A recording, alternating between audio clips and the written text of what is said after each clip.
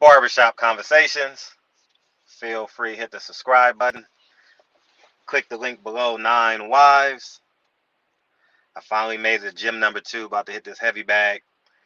And I was thinking about last night's show when someone came on. Shout out to TB, man. TB, I genuinely appreciate you, man. You're a hell of an asset to the community. Thank you.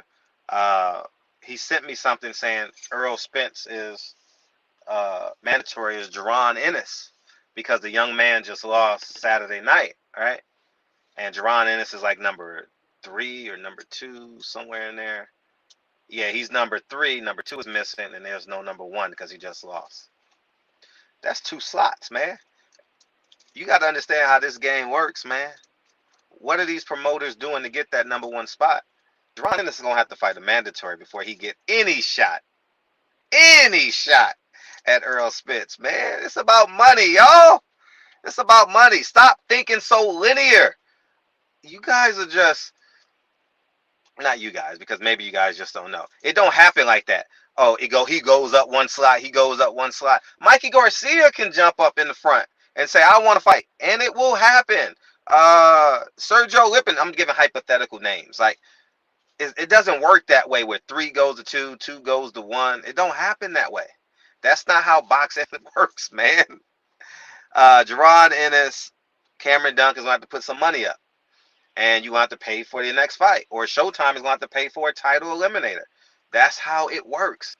It doesn't happen, oh, you move up 1 slot, you move up 1 slot. Nah, it don't happen that way. If that's the case, then Jaron Ennis should be really number 1 in everybody's list, right? How come everybody in IBF name I can't pronounce? I don't even know who they are. It was Jaron Ennis, Virgil Ortiz, everybody else, I have no idea who they are.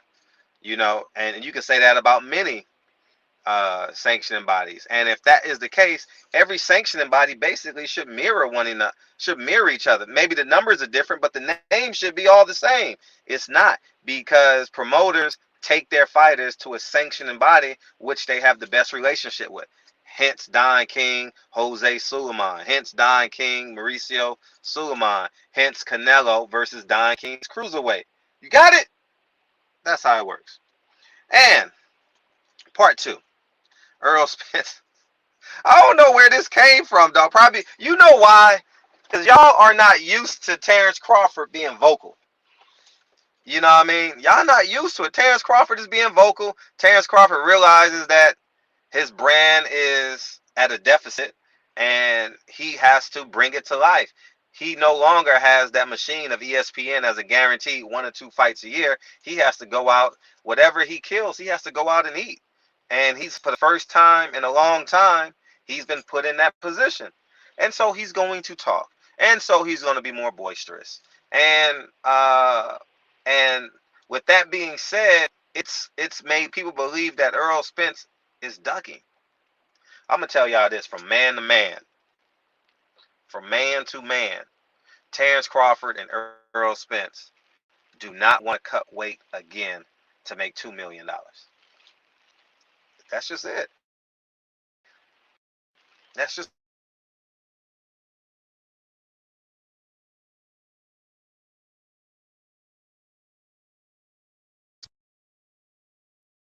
it. They don't want.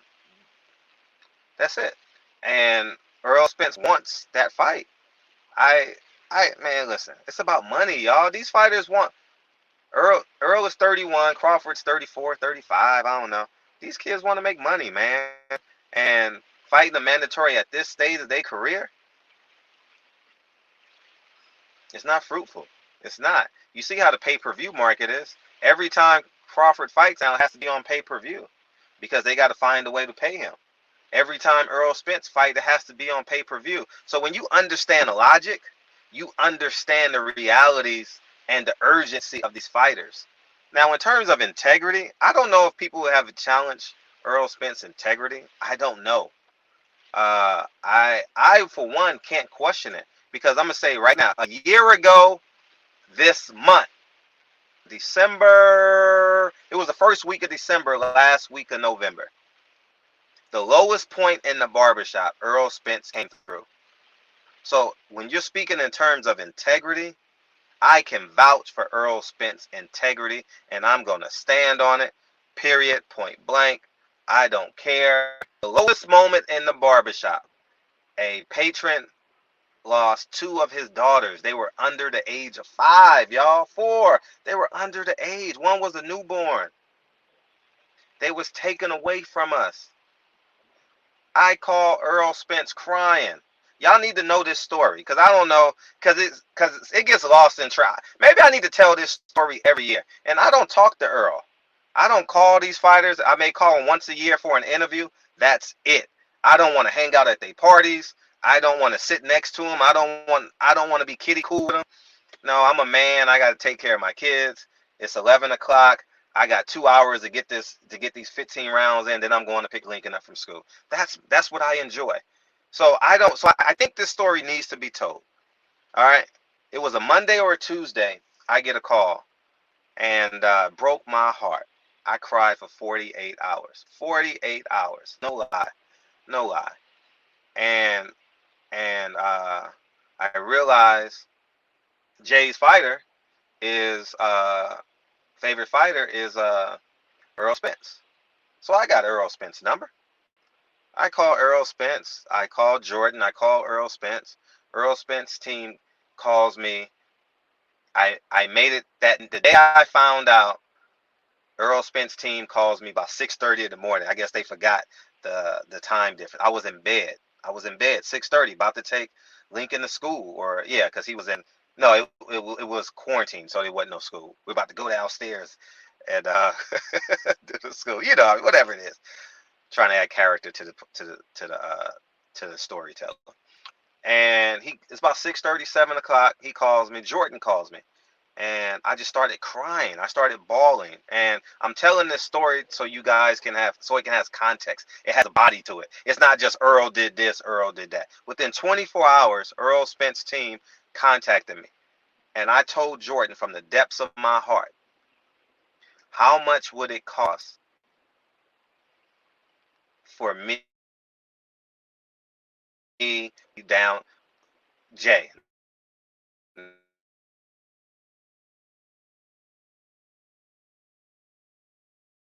Not JP, but just said, let me know if Errol Spence can beat him. That I'll pay for the ticket, pay for the airfare, I'll pay for the hotel. That morning, that day, we spoke. Within 3 or 4 hours, Errol Spence calls Jay, because they have his number. Errol Spence is riding in the car. Errol Spence calls the man and then tells Jay, I'm going to fly you out for the fight. I'm getting emotional thinking about it. Like, JP is a huge part of our community. He watches every night, whether he comments or not. We speak through DM. We talk on the phone a handful of times a year. Just as I value y'all. The same way Deacon comes in and says he wants us to fight this case for his nephew and for his friend in jail, I'm going to give it the same energy. My platform is literally for the people. Yes, I'm arrogant at times. Yes, I'm stubborn. Yes, all that. But I know my bread, butter, peanut butter, jelly is with the people. I know that. And so Errol Spence calls him back and says, I'll pay for it. Now, it's no mistake. Errol Spence knows I have money. Errol Spence knows I can afford, what was it? It was a couple grand to get him down there. I know it. But Errol took it upon himself to be a blessing to Jay, and being a blessing to Jay, he was a blessing to our community.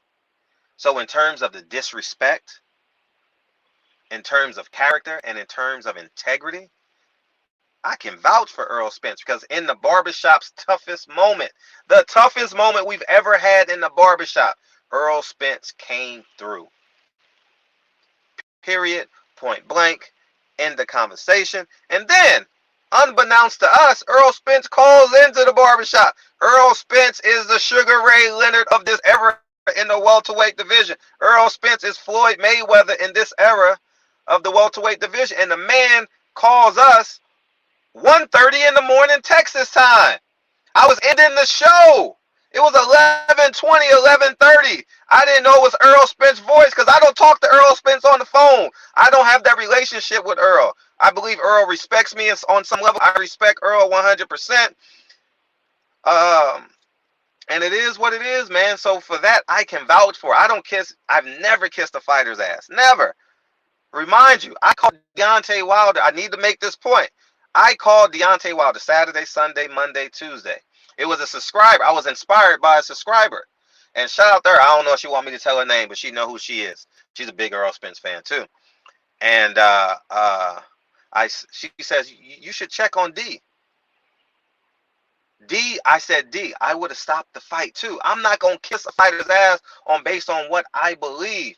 Deontay Wilder told me, says, Fred, I know you love me and I know you would have stopped the fight, but I would have continued. And I said, from my angle, it looked bad. When I rewatched the fight and I saw Deontay Wilder land that left hook, maybe I would have let it go another 15 seconds. Maybe. But in that moment, I would have stopped the fight. So Fred ain't going to kiss his ass. Me and Bill Haney argue all the time. Do you understand? I love Bill Haney. I love Devin Haney. And when I disagree with y'all think, oh, man, Fred, I love him. I love Devin Haney. I love him. I want that man to win and get hundreds of millions of dollars. But to me, my perspective is valid. That's just it. And I stand on it. So I love Errol for what he did. I love Jordan. I love his dad. I don't know him. I don't talk to him every day. I'm being honest. Maybe 2 times a year, if that. And it's at a fight. It's not like, hey, Errol, what's up? What you doing today? Hey, you want to hang out? You want to go? No, we don't have that type of relationship. It's cool to get to that relationship when there's a mutual respect.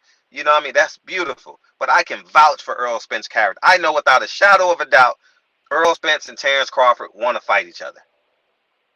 1,000%. It's about money. What you gonna take versus what you gonna take. You know what I mean? Anyways, man, I gotta go, man, because it's this guy. Whew, that was an emotional. This was an emotional video for me. But I gotta go, man, because I got this blinky on me, man, and damn. Yeah, see, I thought he was a gangbanger or something. But anyways, I think he's just you know what I mean, you never can tell when you're in the hood. You know what I mean? But anyways, man, I'm gonna get to this gym. And I totally appreciate y'all. No one's ducking nobody. And at the end of the day, Terrence Crawford, get your money, man. Errol Spence, get your money. It's very, very important that you get your money in this time and age. Boxing finances are declining. Get your money. If it's Al Heyman, it's Al Heyman. If it's Eddie Hearn, it's Eddie Hearn. If it's Bob Arum, it's Bob Arum. Y'all get your money. If you got to talk 20 times, talk 20 times. You know what I mean? There's no relationship right now that's probably just financially more rewarding than those two. They're great fighters talking to one another. And that's where I stand on it. I don't think no one's ducking nobody. I just think the language of business and the art of business is probably not those two teams' specialty. You understand especially when you've been rivals for so long. How do you sit down and communicate with a man? Just say, hi, honky dory, and you've been rivals for all this long. You still won't talk to your drunk uncle or your auntie that slapped you at 17. You get what I'm saying? Barbershop conversations, man. 9 wise below. They ain't not ducking. Nobody's ducking nobody. It's just the art of business, the language of negotiations. They gotta learn that. They gotta figure that out between the two teams. But no one's ducking nobody.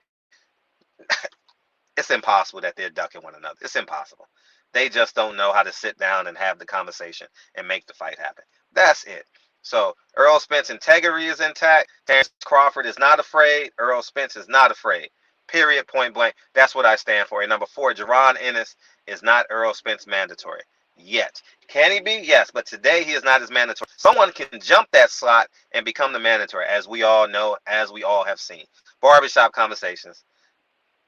Feel free to hit the subscribe button. I'll talk to you guys soon. Peace.